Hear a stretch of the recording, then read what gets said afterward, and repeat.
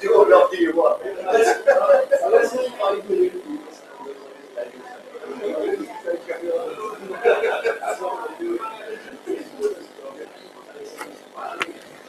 Carl, I am testing. 1, 2, 3, 4, 5, 6, 7, 8, 9, 10. Yeah, that's me. I don't know why.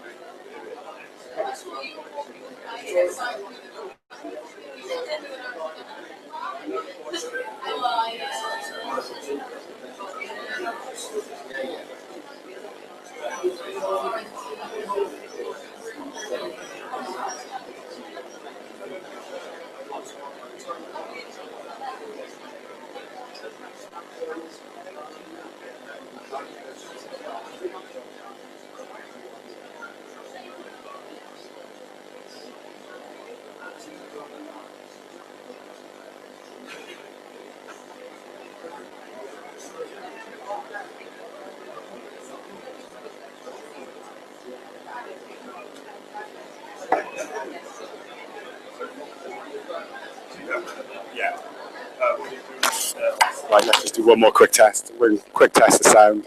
Everything seems to be working now. Quick test the sound. I want to take a photo of Neil Harris on the speaker. Testing sound.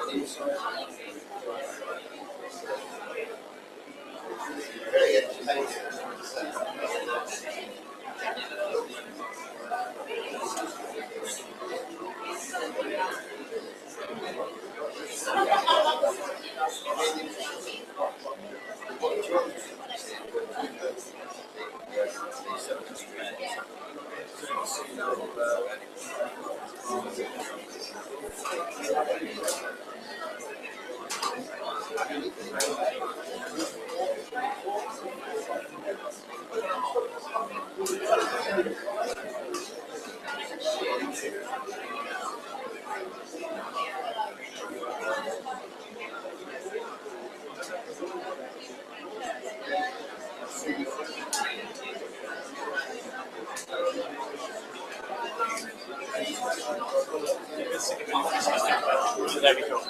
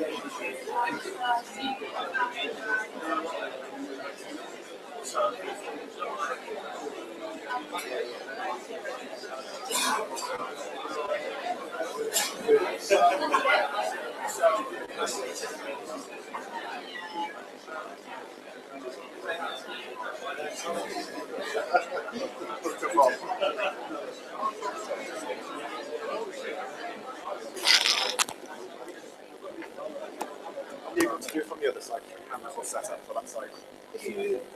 That feels like we've rounded it. Yeah, that's fine. But then the scope that covers this area rather than on this side.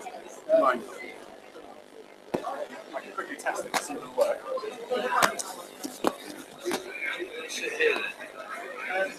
But I don't want to ask. So you can. So we just need to and then into your pocket then. Sorry about that for the movement. On the side.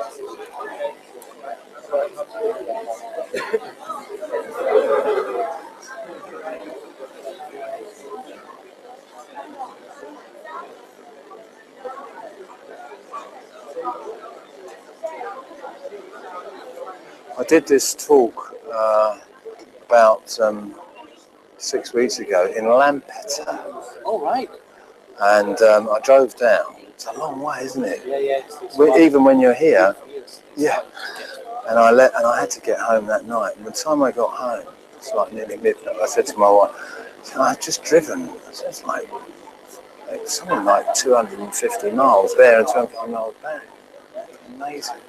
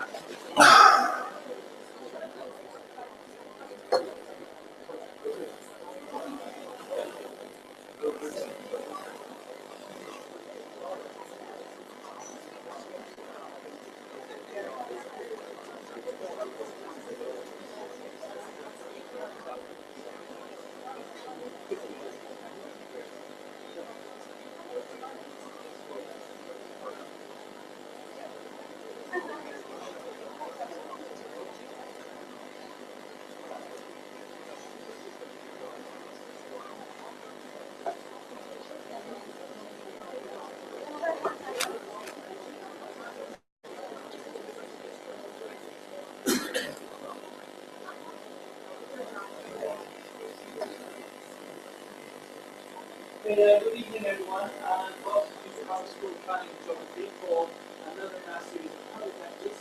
Now we're going to begin the series.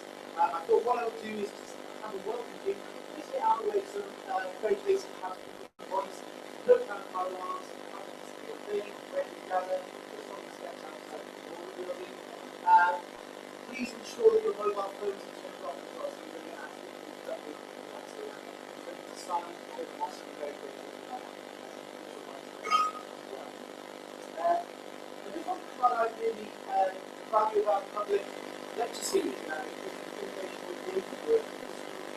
think it's testimony to that series that, and our speaker this evening, that has brought together a range of people from government, consultancies, range of third sector organisations, members of staff in the school, in the school planning and geography, some of our students, and some people who are in schools locally. So it's a really nice diverse audience.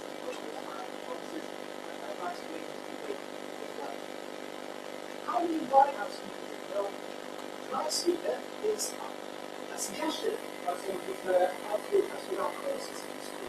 Something that goes to retail. So, this is a really good speaker.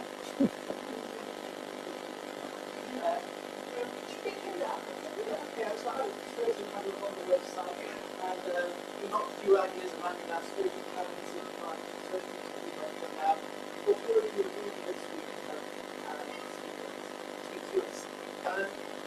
Some of you may have been a few weeks ago as well, when we had that video making speaking on adaptive and resilient high schools.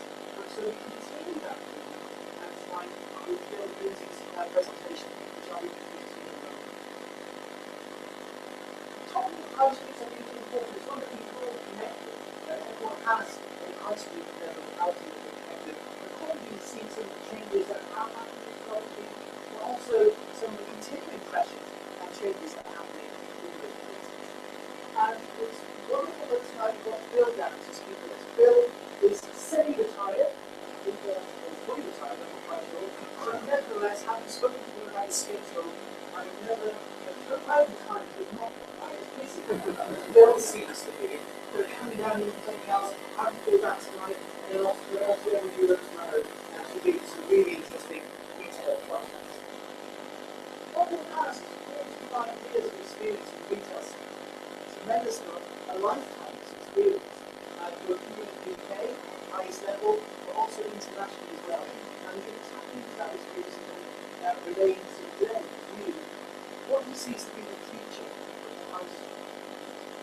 Now, we want to present an alternative view of how high streets are changing, and when we originally came out with the there are differences of view about what's happening to high street, or maybe it's not so much about what's happening, but why it's happening. There's certainly differences of view about the future of the high street, what that might look like in the years to come. So I think it's a really nice subject for talking about all the academia, policy, practice, across all the areas that I've previously been Now for the presentation this evening, Bill's going to speak for around 30-35 minutes, and then that will leave us around 30 minutes for questions. So hopefully we'll be closing about 5 past 10 past 7. So on that basis, it's called for me, please welcome Thank you, Neil. Thank you, Neil. Good evening, everyone. It's a real pleasure to be in Cardiff. You'll gather from my accent that I'm from London, so coming down to Wales and Cardiff is always a pleasure. I was just telling Neil that 6 weeks ago I did a talk in Lampeter, which is miles from here. So Cardiff seems like on my doorstep. Anyway, this evening what I'm going to try and do is hit some objectives, and I'm going to refer to them. I don't know if you can see the screen, hopefully you can, but I'm going to examine the innovations that have taken place during the 45 years that I've been in the retail industry. I'm going to say a bit later on again that I don't believe you can know where you are today or where you need to be in the future without learning lessons from the past. So that's a very important starting point, is what has actually happened, how do we get here? The second thing is to understand what's led to retail winners and losers over this period of time, and what can you expect to happen in the immediate future. And I'll be quite controversial about this because there's going to be some massive change, and I'll talk about why that's going to be going to happen in a moment. I'll outline some of the issues facing the retail sector today, and what people should be doing about it. And then I'm going to talk about technology and the way that technology is going to shape the future communities and the way in which our high streets need to adapt, and the way that the retail sector will adapt, and business models will change dramatically in a very short period of time. And then finally set out a course of action for government to take in order to prepare our high streets and town centres for the 21st century. And what I mean by that is that unless governments, both local and central governments, take the initiative to understand what is going to happen, they're going to sleepwalk into a catastrophe. And those catastrophes are already happening, and I'll highlight them in a moment around the country. But just to say that if you go to Morecambe, 1 in 3 shops are closed. That's 30% of stores are already shut. And nobody is doing anything about it. And it's not about saving retail. That's the most important message I've got to say tonight. It isn't going to be saved by retailing. So we'll come back to that in a moment. So that's what I'm going to try and go through. Who am I? Well, Neil's done quite a good job on that, so I'm not going to spend too much time on this, but I started as a butcher's lad at 15, and I retired at 60, so I can claim that I've had 45 years in the industry. I specialised in fresh food in the beginning, so I've went through all the fresh food stuff. I was the very first customer service director for Tesco in the mid-80s. and I'll talk a bit about Tesco and the problems that they face at the moment a bit later on. And then I worked as a CEO for more than 20 years. I noticed there's some Chinese in the audience. Is anyone from Hong Kong here? No? Yep. Yeah, I was the managing director of ParknShop, or Parkai, as you would know it, for 5 years, 89 to 94. I rescued Wickes from a fraud and collapse in 96 and sold it in 2000. And then I was the CEO of the Iceland Group. That wasn't one of my best ventures in life. It was more difficult to sort out than I'd imagined. I call that a score draw, that one, rather than a success. Although the guy that started it has done his best to point out that it was a complete failure under my stewardship, but that's not necessarily true. And then finally, I bought Focus DIY in 2007. Now, if you want anything, take anything away from tonight, timing is everything.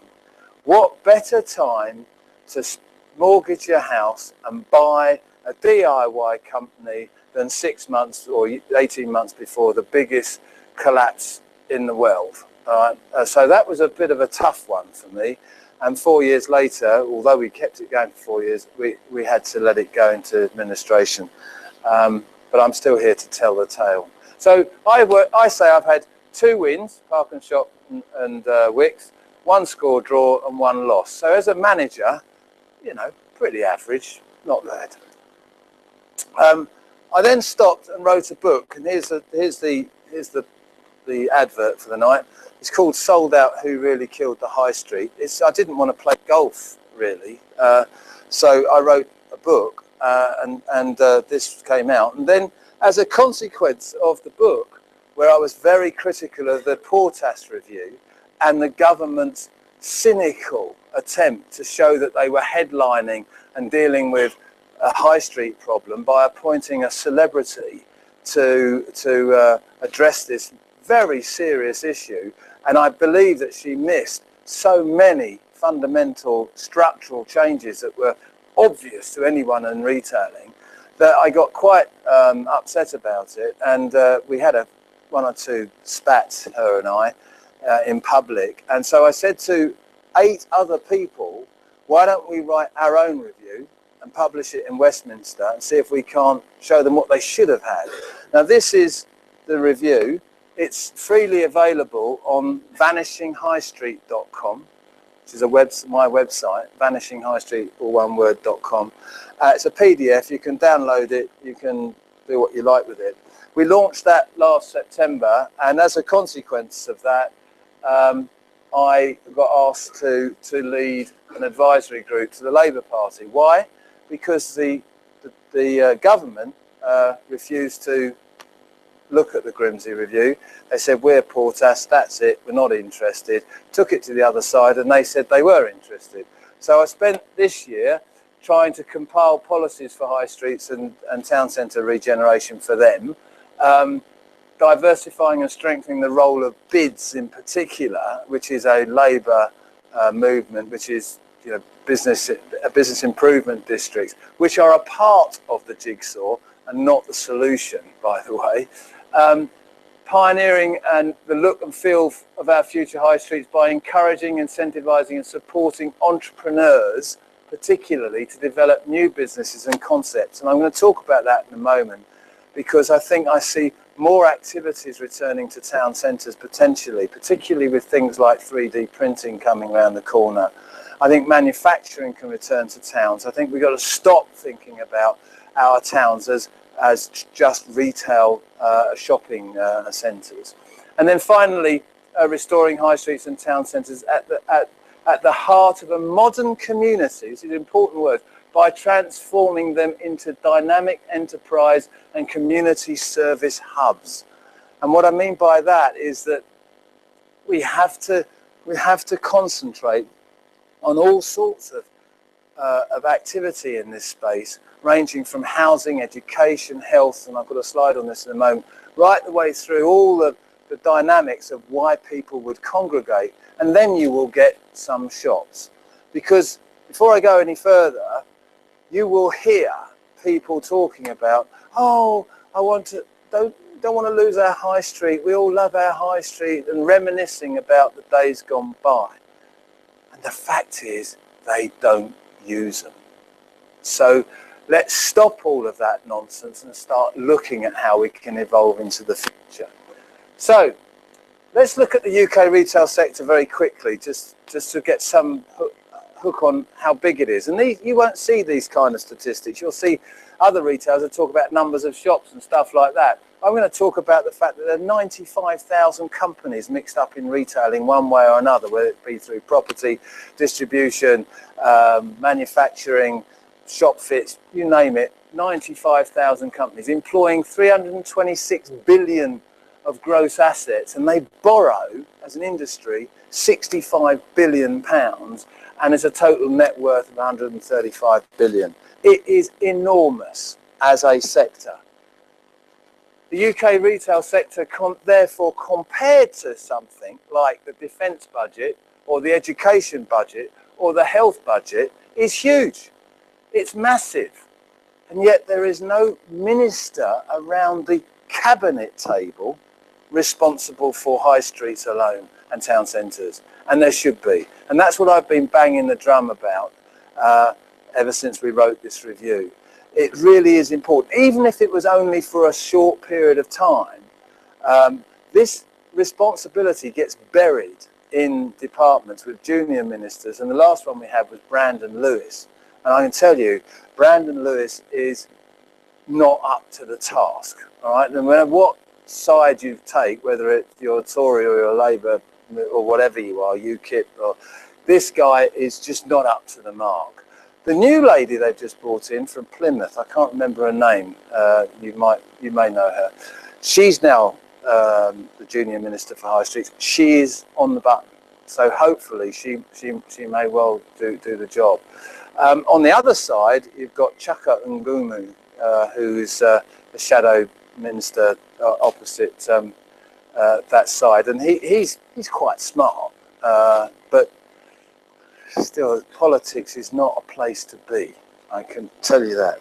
Anyway, if you look at what's happened though during the period 2008 through to now in terms of shop vacancies, you see this massive hike from 6% right up to, you know, almost 15%, and it's come off a bit, but there is no renaissance going on. This stuff that you're seeing the vacancy rate fall is mainstream convenience stores by high street names like Tesco, Sainsbury's, occupying convenience stores, and that would have been at the heart, I suspect, of the professor from Southampton's talk, and the rest of it is betting shops, payday loan shops, kebabs, fast food. It is not the kind of stuff that you would want to go and see and visit. Okay, so this is no recovery going on here at all. So that's a very important starting point. And where is it worse? Well, here's some clusters. The worst is the Northwest, West Midlands, Wales, Scotland, and Northeast. These are real areas of a problem, and the reason they're a problem is a correlation between that and the local economy. Where the local economy is not doing well, guess what? Neither is the local businesses. So there has to be a different approach to how we're going to tackle this. If you can't stimulate the local economy, you're not going to get a recovery in your town centre. Obviously, it improves. It's where you go to the southeast, you can see it's at its best, or I think that green one's London, by the way. You know, these are bubbles. London's a bubble. Don't even talk about it. You put that to one side. It does annoy me. I speak about the high street all the time, and I get to talk about the lovies in London, and they all say, "But Marylebone High Street is wonderful." Yeah, give me a break. I mean, you'd have to be completely bonkers not to be able to do well in Marylebone High Street. All right, it's not the real world, and that's the most important thing. So that's how it's sort of all split up. If we look at this point I started with, you can't know where you are today and where you need to go in the future without learning the lessons from the past. Let's look at some of the things I've lived through. Okay, bear in mind, I started work in 1967.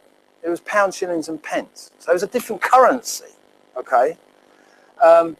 We used to price things up with a thing called a plonker.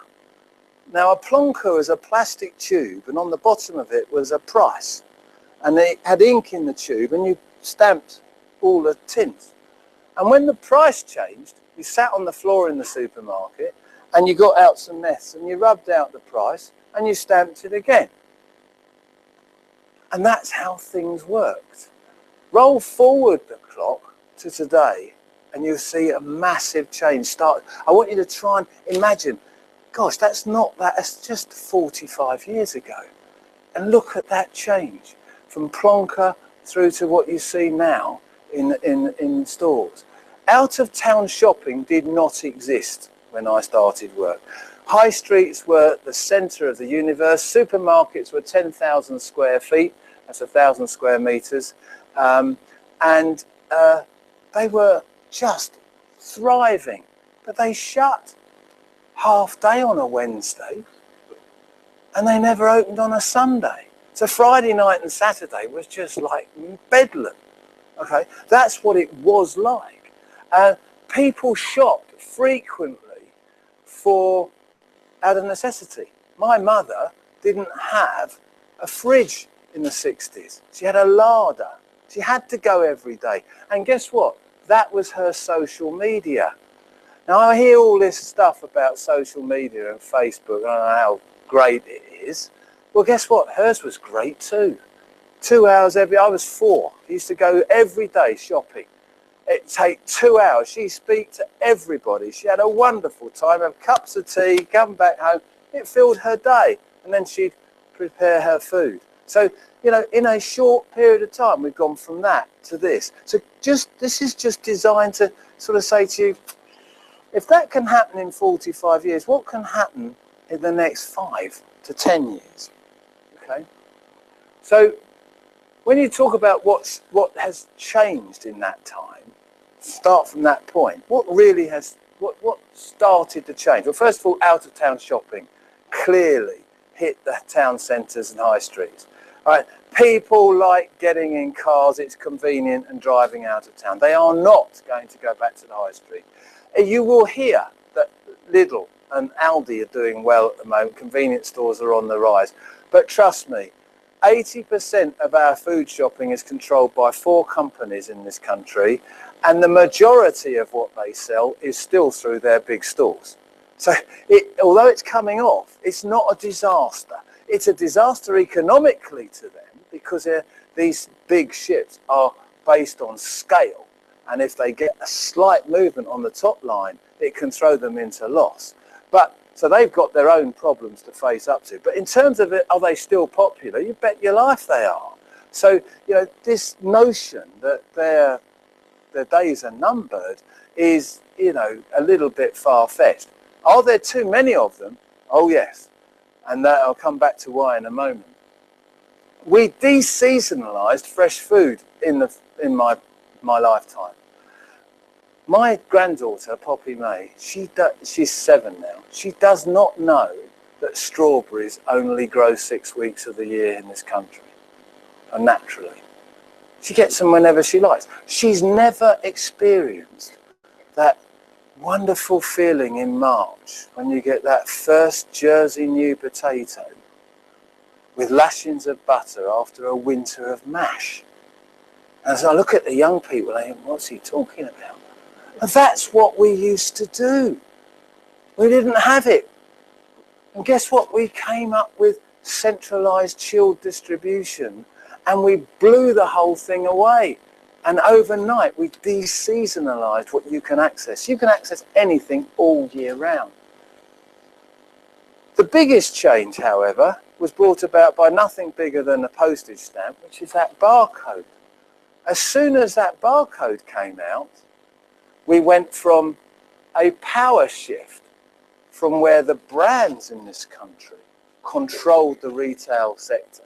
When you started out in supermarketing, if the Heinz rep came into you as a buyer, he told you what you were going to sell, how much you were going to sell it at, and why. Because he was advertising that weekend, and he'd done the market research, and they knew what customers wanted. You didn't know anything. You just had shops.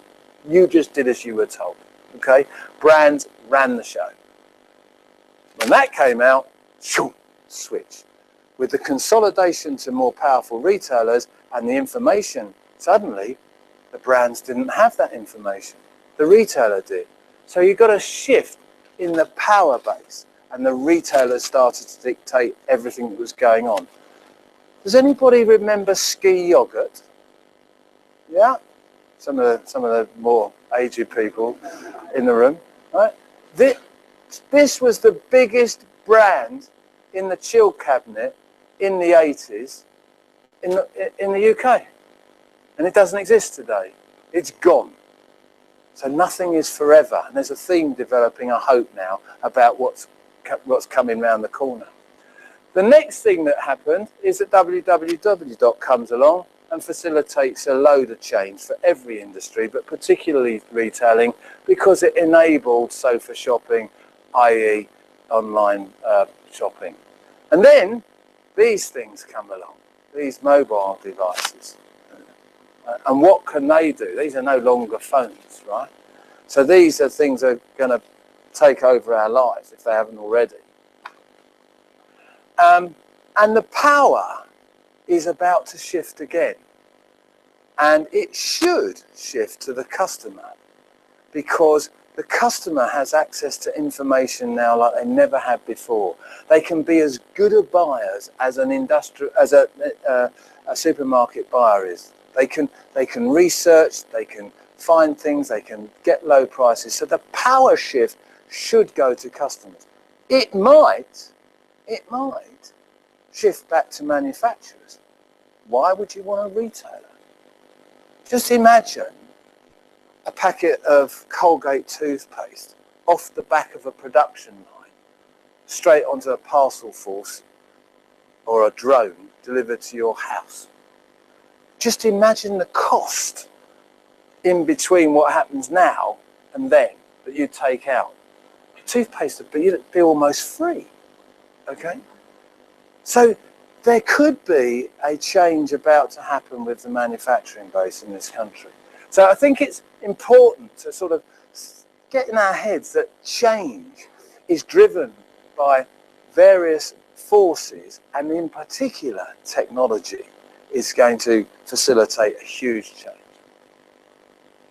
Now, during my 45 years, I've experienced an A to Z of retailers going bust, okay? I call it retail boot hill. And, you know, from Athena, B-Jam, C&A, Comet, Dillon's, HMV, although they're a small number of them are still around, right through to Victoria Wine and so forth. Now, Woolworths was the biggest retailer in this country when I was a lad. And when it went bust, it was the biggest seller of confectionery in this country. So nothing is forever. And at one stage, they thought they knew it all, okay? And they're not here today. And they've disappeared off the planet.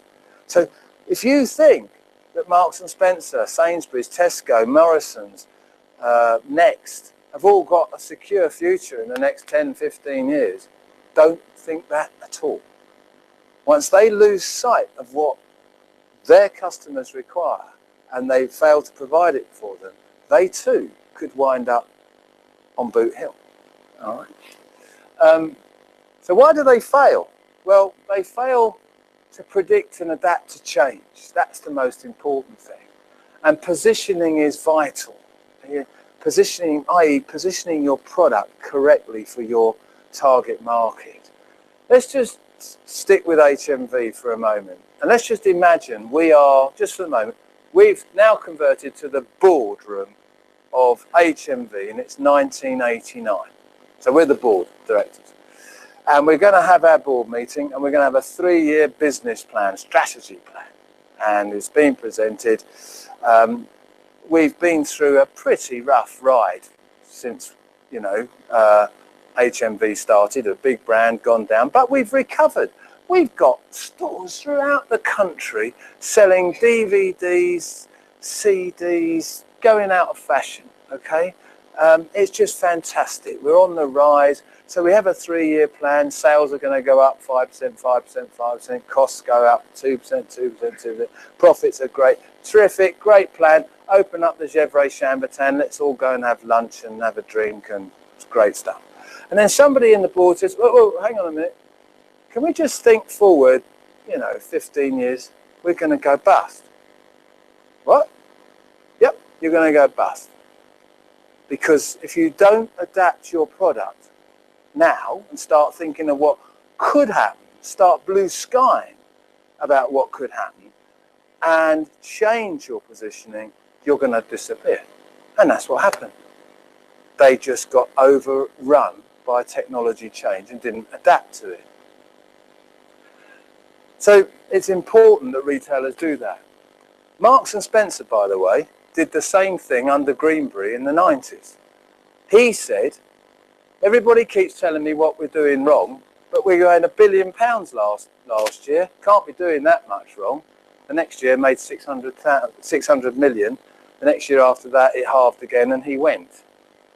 And now, Marks and Spencer is no longer the dominant retailer in this country. It's been overtaken by Next in terms of fashion. And Primark has also taken its market share. So nobody has got a right to exist.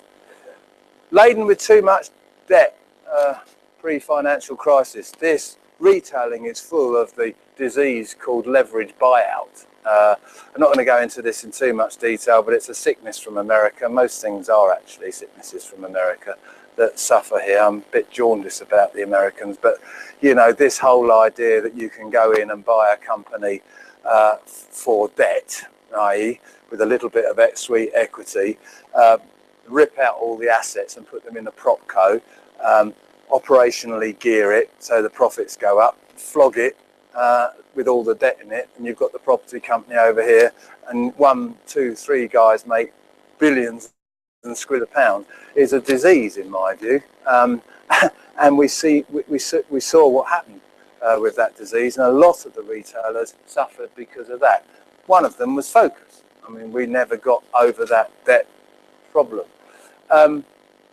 Now their problem is they just simply have too much space. The UK PLC has too many shops, and we're going to build more and more new space because we want different space. Big malls are coming, okay? Trafford Centre, Liverpool 1, Trinity, Westfields, and that's more space. Have anyone been to St Pancras, to HS1? That's 120,000 square feet of retail space serving 56 million customers a year. Most of them are not international travellers, they're commuters. Guess what's happening to the high streets up the line? Because they're buying it there. So change is happening all around us. In the next thing that's happening is that consumers are switching to online shopping. We are second only to the States in our appetite to switch to online shopping, and it's going to get more and more and more. This Christmas, John Lewis predicts 37% of their sales will be done online. They've been smart. They've only got 35 stores across the country, so they're ahead of the curve. In the next 5 to 10 years, one of the big 4 in this country will disappear. It'll either be Morrison's or Sainsbury, in my view, but they will go. They're going to go bust. They have far too much fixed assets and they're not required anymore, too much space, and they're going to suffer. And you will see tomorrow, Sainsbury's come out with a strategic review. It's coming.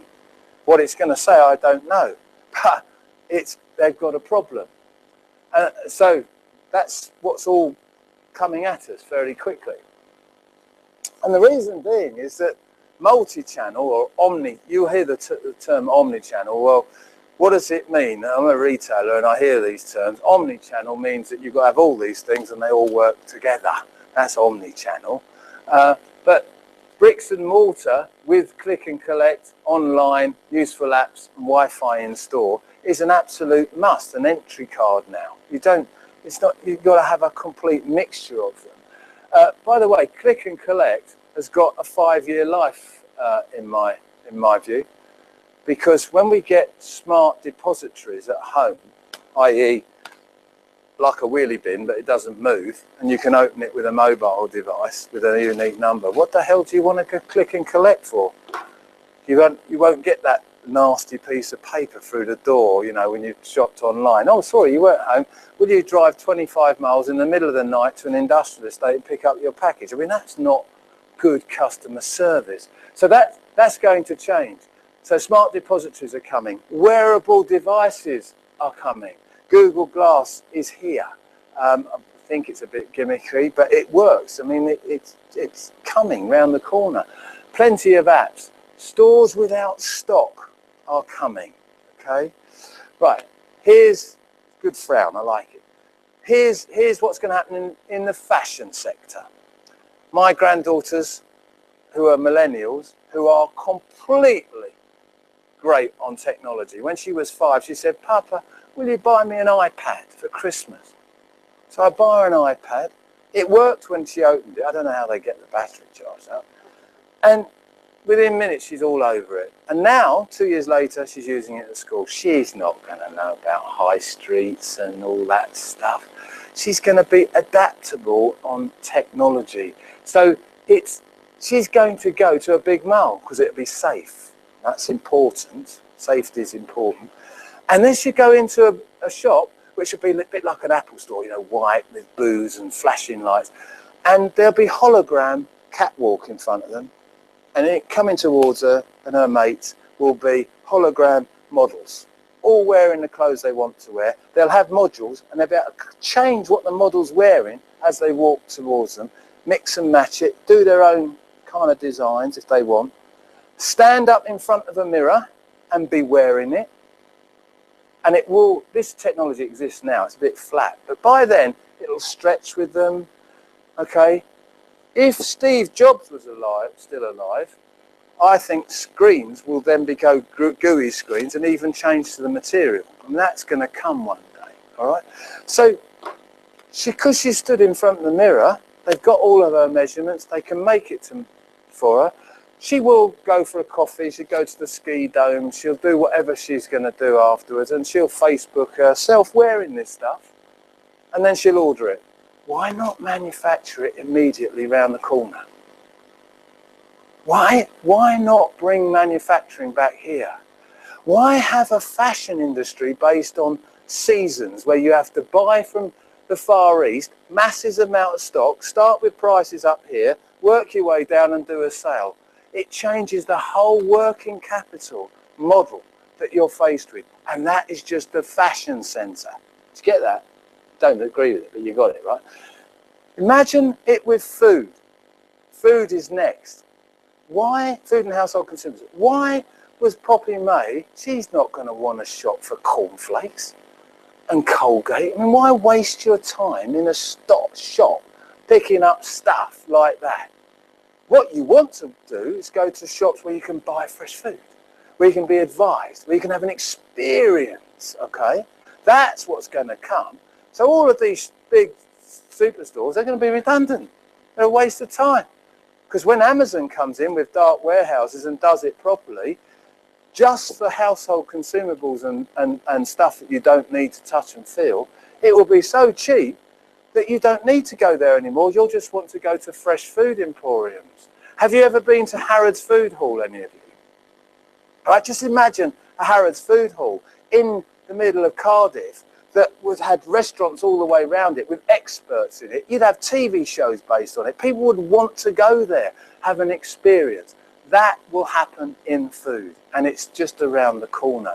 So the answer to any future thing is to imagine the impossible, and it will come, because we need a paradigm shift in the way we think. Right? Customer service, don't even think about it. It is old hat. All right.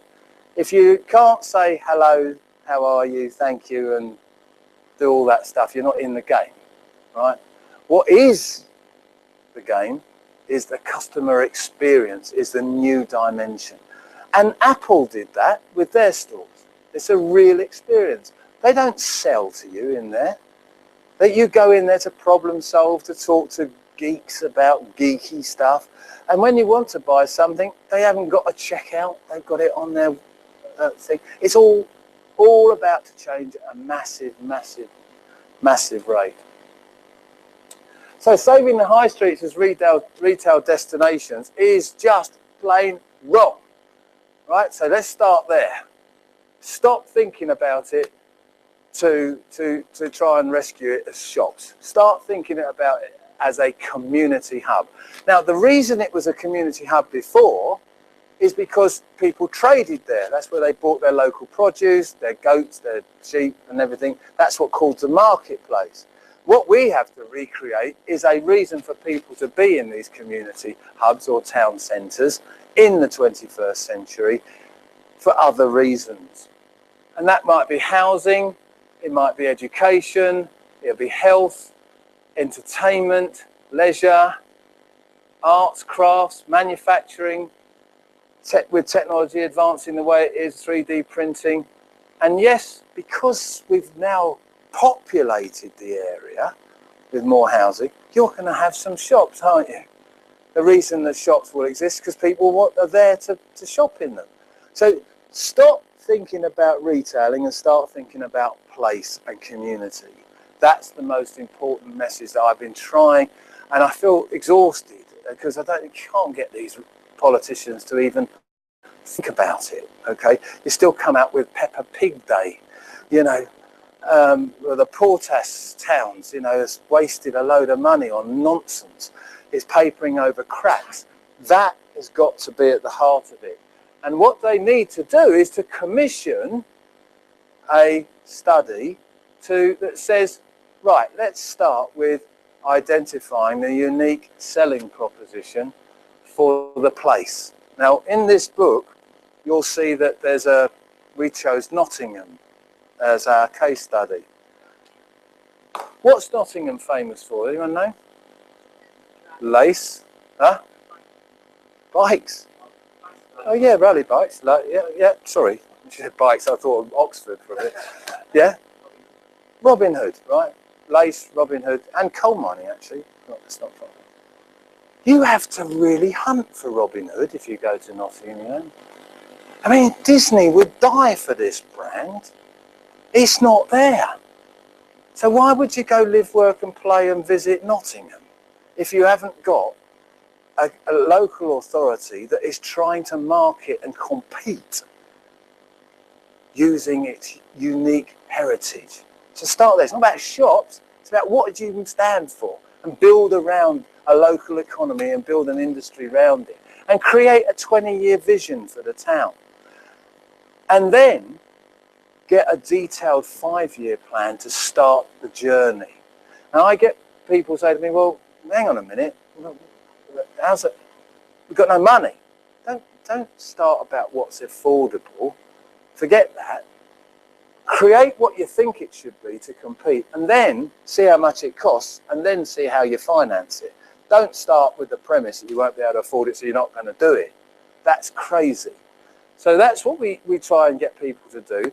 Once they've done that, they should then hold public meeting and share their vision with the community and try and create this community spirit, and then annually account for progress against it. And then you might get people interested in local elections instead of harbouring on about the fact that bins aren't emptied and the lights aren't done. You know, that's got to stop. We've got to start thinking big community here in these. And I'm not just talking about big towns like Nottingham. Lampeter's another case. They're losing their university there, by the way. Do you know it's the oldest university in the country? I didn't know that. So, I mean, because it's linking with 2 other universities, they're gradually closing that one down. I said to them, stop it. Get it stopped. It's crazy. It's absolute nonsense. You know, let's have a march. Just stop the damn thing. And you need to keep that going. Anyway, it's another thing. Cardiff's already got a great university. Put in some key performance indicators to measure success that are common across all of these places. And then centrally, you could look at which ones are doing well and which ones aren't. And then create an implementation plan with public and private funding. And the big key is, how do you get round this issue of disparate landlords who aren't interested? And I'm looking at all sorts of innovative ideas coming out of that now. And one of the ones that might come up is, how do we get guarantee or marshal this lot so they act as one instead of different ones? And I'm looking at some stuff now. I can't mention it because the people that have thought the idea don't want me to mention it yet. But you know, there are people that are trying to see how we can do that. So the key to success is to attract people to live, work and play through a unique reason to be there, with a local economy that works. Get more people in the town, get the density up, and then you can, with housing is a problem, we know that. If you go, how many shops do you see empty units above in our towns? I say to some of these smaller towns, start with the premise that your high street, instead of being that big, should be that big. All right? Now, if you can get all the empty shops down there, turn them into houses, even on the ground floor. Why you just don't need them in the future? There's an promote education in town for all generations, and that's important. We need to keep our libraries open, by the way. Stop shutting the damn things. I'll come back to that in a minute. There's an ageing population. When I'm 80 in 17 years' time, there will be twice as many 80-year-olds in this country as there are today. What are we going to do with them all? Where are they going to go? How are we going to keep them active? How are we using the place? Define daytime, evening time and nighttime cultures. And here's the key. Wire up the high street, no black spots, 4G.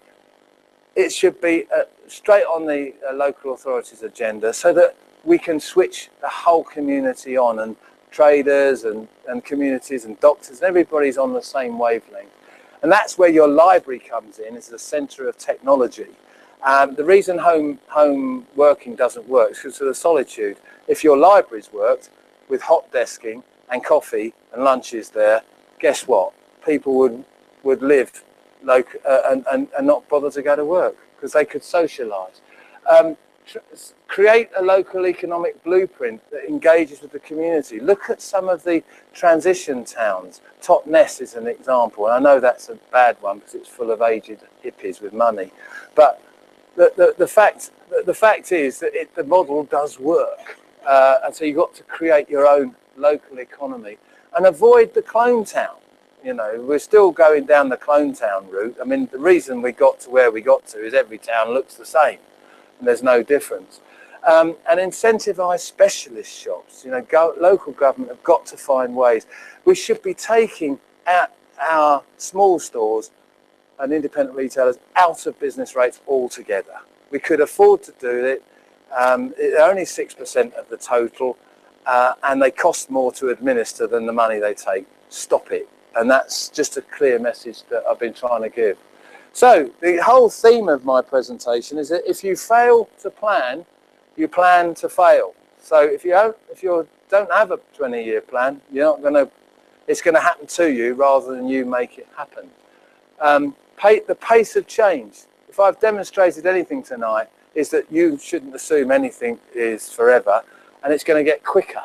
This paradigm shift in thinking is required, and a political will has to be there to want to get engaged with this and make it happen. We need legislation to cut through red tape, and we need councils to use things like compulsory purchase.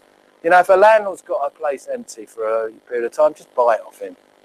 It won't take too long before you do. The landlords have a wake-up call. They've had halcyon days for 30 years. Now it's their time on the rack. Okay, get used to it, guys. You know,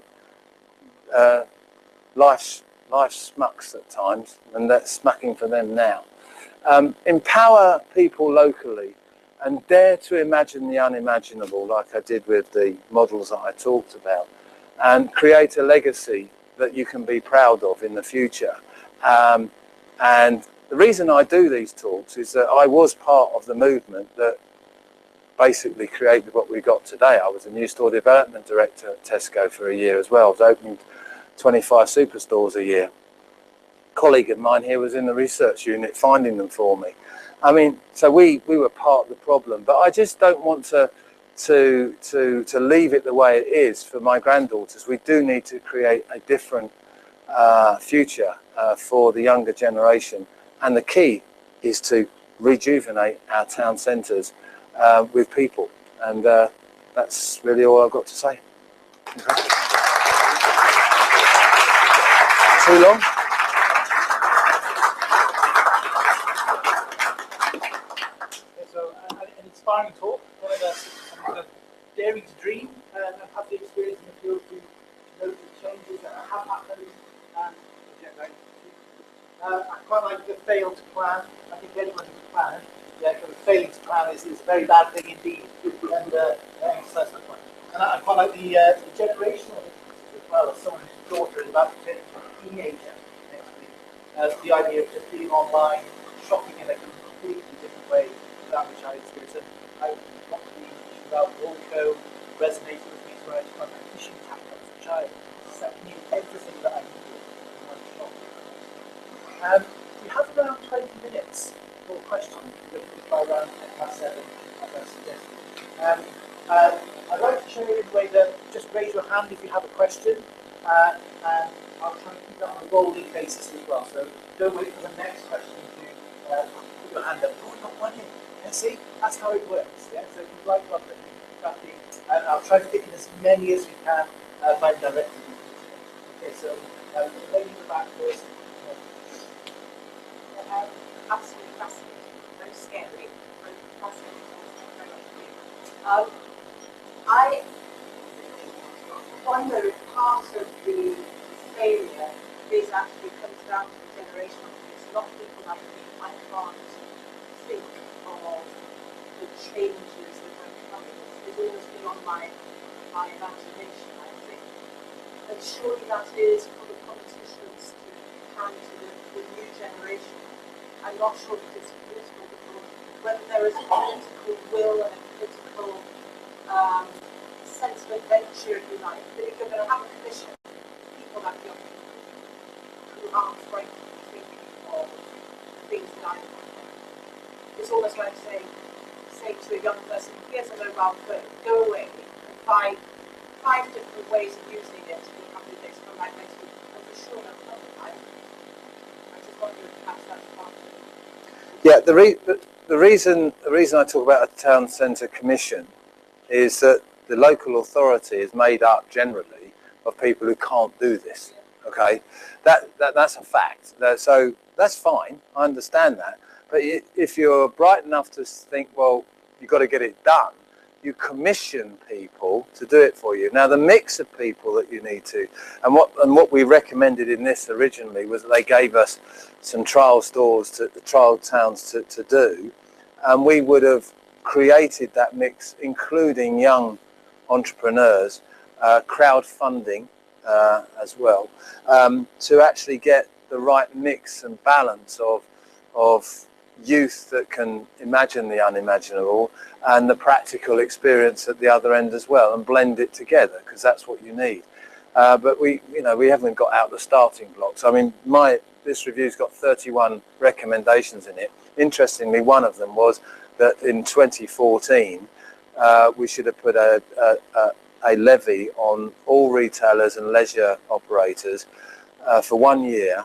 I forget what percentage of sales it was. It was 0.25%, I think, providing they were profitable and over £10 million turnover a year, and it would have created a fund to actually fund this exercise and get it off the ground. And it was just a one-off. And if we'd have done that, we'd have had that money now, and we'd been able to go about it. Now, interestingly, you're seeing just recently Pickles has stopped Derby. They were going to put a levy on supermarkets. You saw that? Well, I was then asked, is this my levy?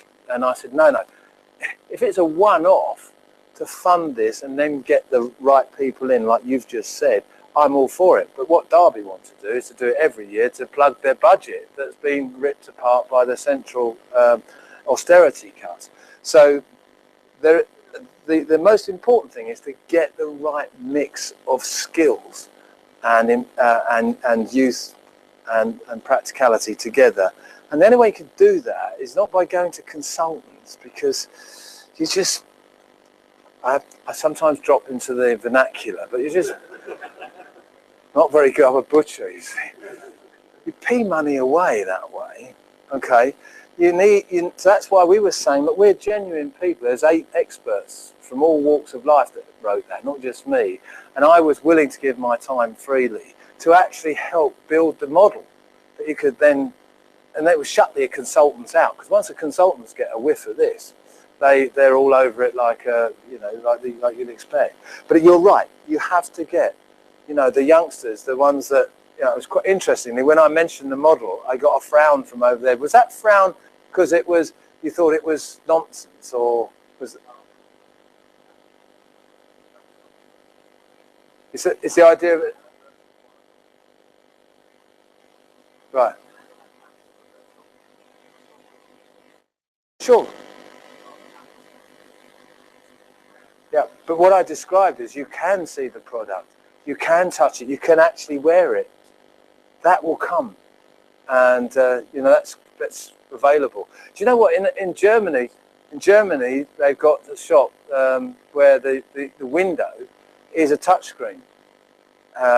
So you just go in and you see people outside touching the screen, moving it around. It's coming, trust me. Anyway, you need youngsters that are going to have imagination. Yeah, of course you need to be able to touch and feel products, but it's the ones you want to touch and feel, not the ones you don't want to touch and feel. A Colgate toothpaste, do you? Or do you?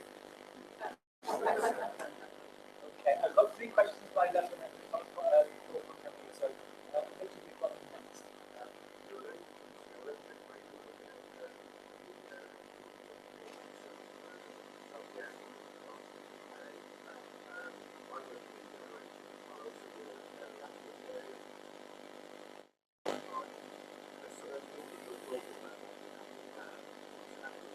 Yeah. Yeah.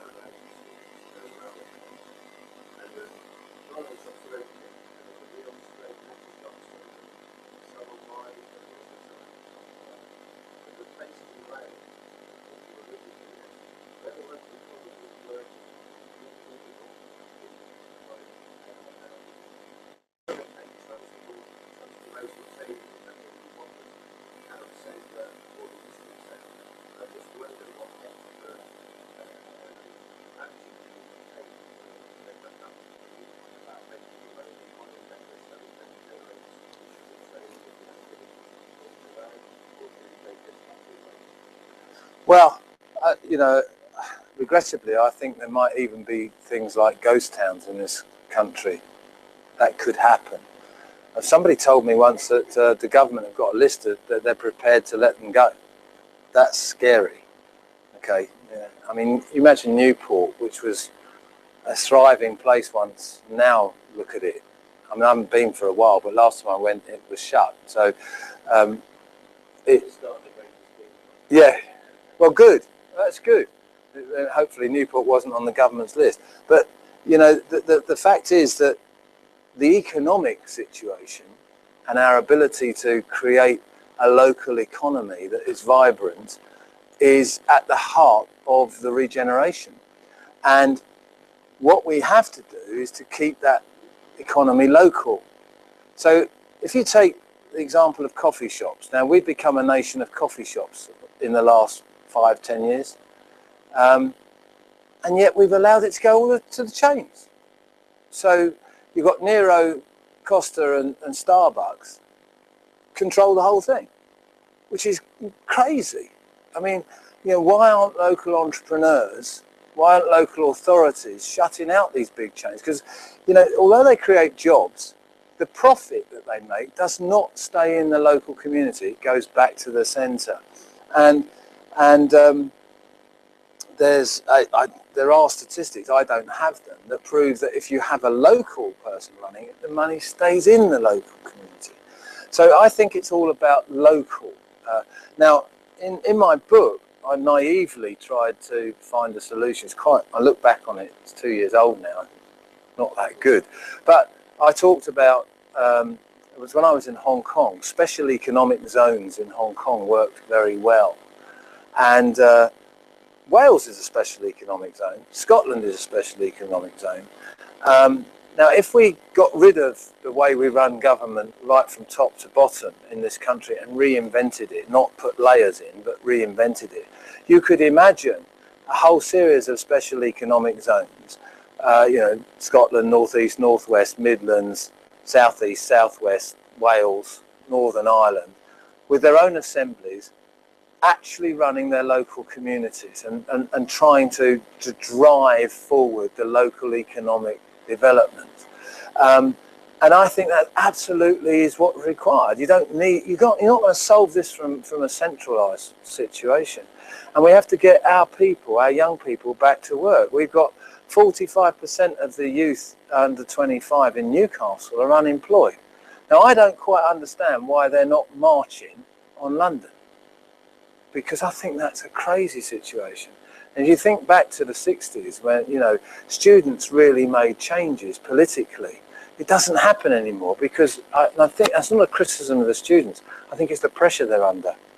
I think they're under, we were under pressure. I mean, I was a student, it was great. I was listening to Pink Floyd most of the time. But, or doing on a ban the bomb march, which is why I wasn't an academic. But, you know, these youngsters today, they're, you know, if they're not getting 2 1s, I mean, 2 2s and no good anymore, are they? So going up, going up, going up. So they're under huge pressure, but they're not mobilising themselves and making change happen. And I think that's a society issue. Hey, listen, I've drifted off into stuff that a butcher knows nothing about.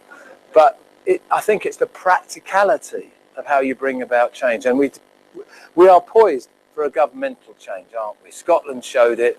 We ought to, I don't like Russell Brand, but, you know, his book Revolution is actually quite right. We do need to change this. And we need to get our young people producing. We need to get the economies working locally. Okay, I've got 4 questions to fit in 10 minutes, so I'm probably not going to be able to take any more. Okay, so focus questions and focus responses. So Sorry. That's okay. Just so that we don't kind of extend people beyond 20 finish at about 10 past 7. So we're going to go to Kira next.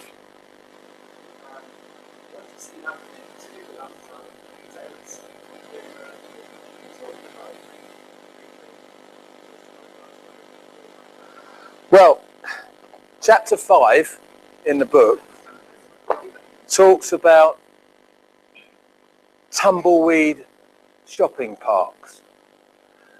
What I mean here is the B-grade shopping parks. You know, remember the ones with Comet and Focus and all those kind of ones? And, you know, not so clever ones. They are going to go. But we have too much space. In Blackburn, there's a, Google this, you'll find it. It's called the Peel Centre. It's empty. It's a shopping park built in the 90s. It's empty. They are coming. Now, we need to have a plan to deal with them. There's just so many B&Ms and Poundlands that you can put down, and then it's done. Now we need to, maybe we need health centres. Maybe they could be health centres. You know, as we get older generation, maybe we've got to think about how we manage health. Put it all in one place. Doctors, chiropodists, you know, ears, the whole, when you get to over 60, things start falling off and not working, you know. So maybe we need that. Maybe that's what these things can be used for. But, you know, somebody needs to start thinking about it because they are going to get empty. They're not required. Big malls are coming, no doubt about that.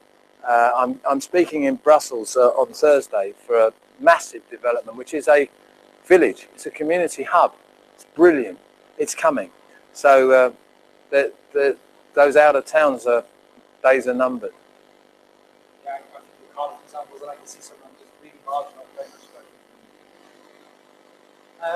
Gentlemen at the back of there.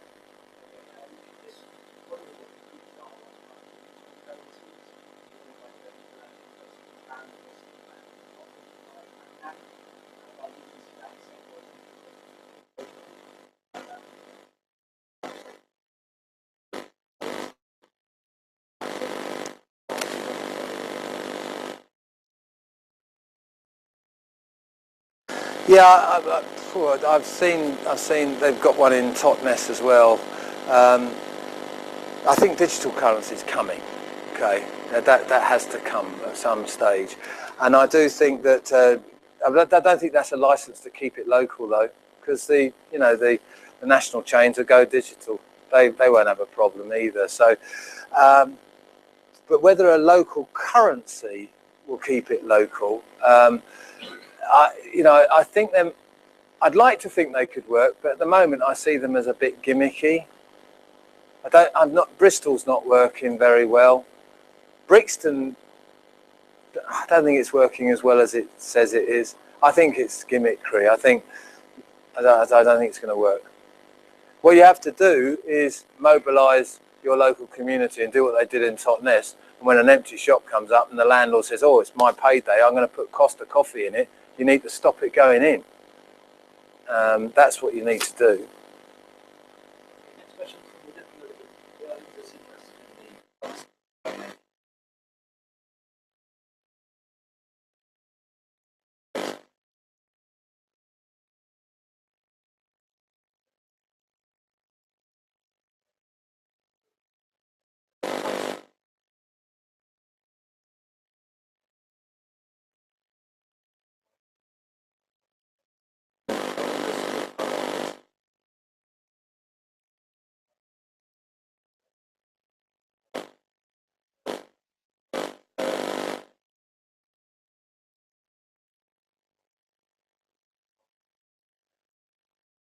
Yeah, car parking by local authorities should be seen as an asset and not as a revenue boost.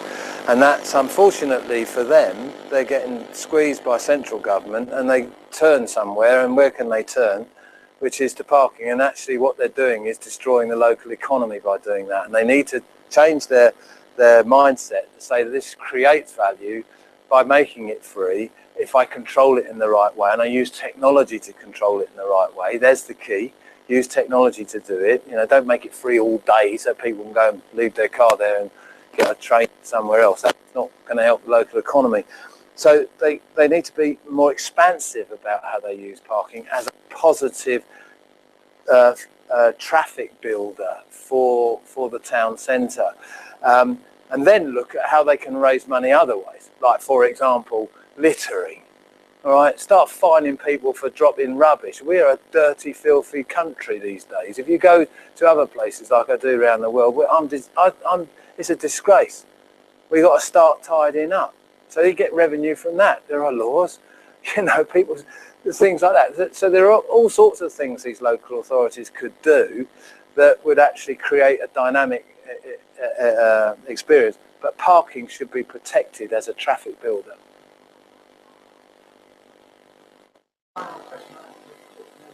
I might ask one after myself. It's from the floor. I think it's really exciting how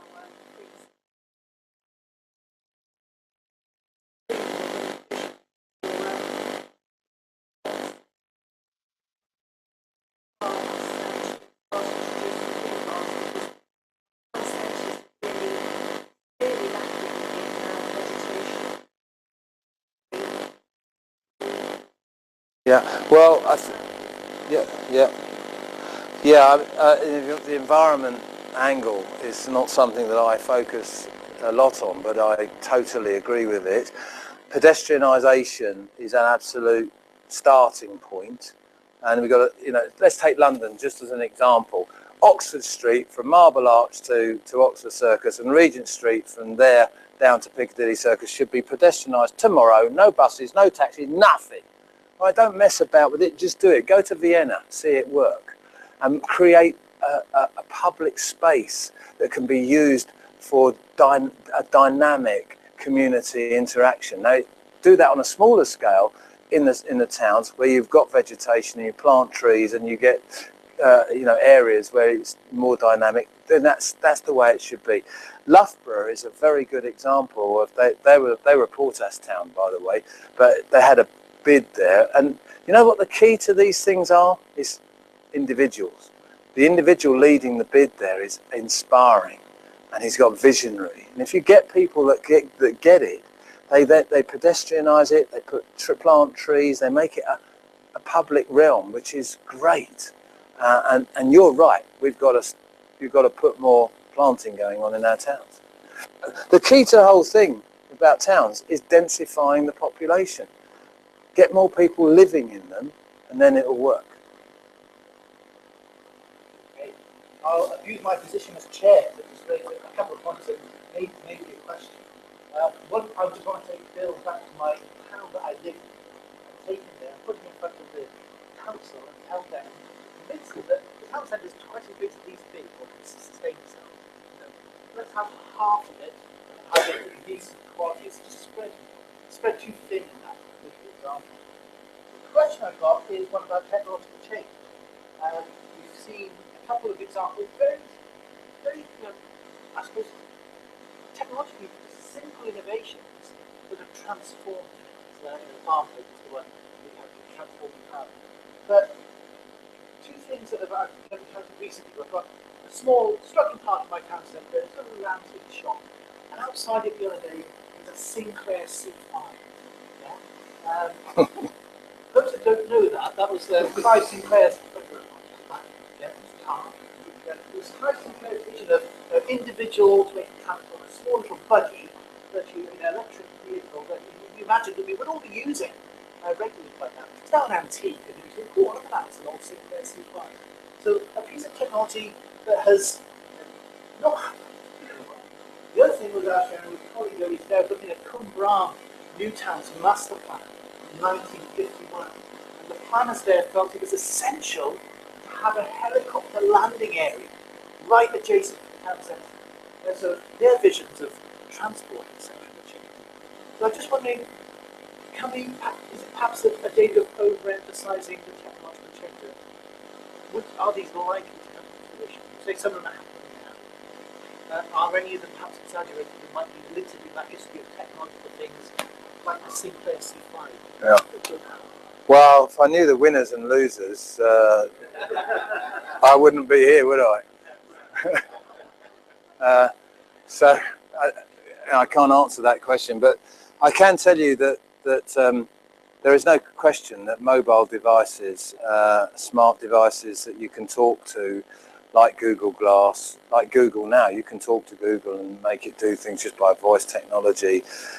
These things are coming, and I wrote an article, I forget where it's published, I'll send you the link, about technology and town centres, and that, you know, we're way behind in this country. In Spain, they've got a town where the lights, if there's no movement in the street, the lights will go out. Okay, they're saving energy. They've got environmental things, and as soon as there's a movement, all the lights come back on. So they've got smart bins that say when they want to be emptied. All right, and they're using technology that way. So they're starting to think about how technology can improve the way that we live. And I think when people do that, I think the Sinclair C5 was just one of those things that didn't happen. But I can imagine that there will be a hybrid to it, which is like a smart car, which is, you know, already here, isn't it? It's a smaller one, it's electronic, and it's, you know, and it's getting smaller and smaller. So I think it's just the wrong model that was. But technology is just going to carve through. It's unimaginable, and you're right. It's wonderfully exciting, provided we use it sensibly. If we misuse it, like our generation misused what we inherited, and I do feel quite strong. We've milked. I mean, us baby boomers have milked it. We've had a great life, okay, and now we've left a generation coming through that's not going to be as well off as us, and I think that's sad, and that we need to do something about that. I'm sorry, I'm getting all philosophical now. Okay, well, for me it's been a great talk, and it's actually some very straight speaking about how they see the issues, and very practical in their approach to it as well. So I very much enjoyed tonight, Bill, and I think hopefully I can do so. Say thank you to Bill. Thank you. Thanks very much. By the way, if there are any students here that are doing dissertations or stuff that they want to use the vanishinghighstreet.com stuff, there's blogs on there, or they want to use this material, or they want to contact me, they can do that through that. I usually wind up after I've done a university talk with about 5 or 6 students, you know, exchanging stuff, and I think that's great. So I'm happy to do that.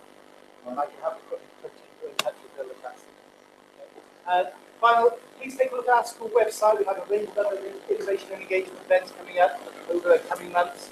So please do look at that. We hope you do enjoy them, and we look forward to seeing you at further events. Thank you. Thank you very much. It's all right. Yeah, genuinely, yeah, it's really, really good. Okay, good. Yeah, got my mum? Yeah, I get sort of excited about it, and I never noticed. I thought they were engaged. Yeah. Oh, all right. It is. Tesco were one of the victims, or you think that? No, they're too big. They're too big to fail. I think. Yeah, I think it'll be Sainsbury's or Morrison because of the way that their capital structures are. Particularly Sainsbury's, they've got less margin, less oxygen to work with. So we'll see. They're coming out with a statement tomorrow. So, you know, they're already recognising they've got waters ahead. Choppy waters. Thank you.